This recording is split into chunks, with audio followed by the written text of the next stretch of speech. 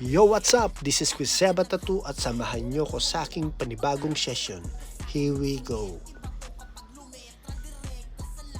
Session for today, customized design, client from Hong Kong. Shoutout kay Boss Chris sa pag-repair sa atin. Salamat sa pagtitiwala.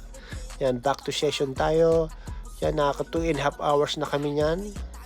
Pero at least marami nang nagawa, di ba? Ayan.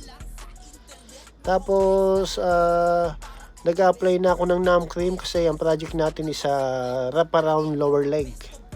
So, yung isang side is customized, tapos yung isa, ang gusto ng client is carabao skin. Sabi ko, cover up ba? Pero sabi niya, hindi daw. May plano daw siya dyan, kaya support tayo dyan. Ang gamit ko pong needle, 23 Magnum lang. Yan lang pong pinaka marami kong needle. Pero magsistock tayo ng pang carabao skin para sa mga susunod nating project. At ayan na po, siguro mga 5 hours na tayo dyan to 6 hours. Patapos na rin yan.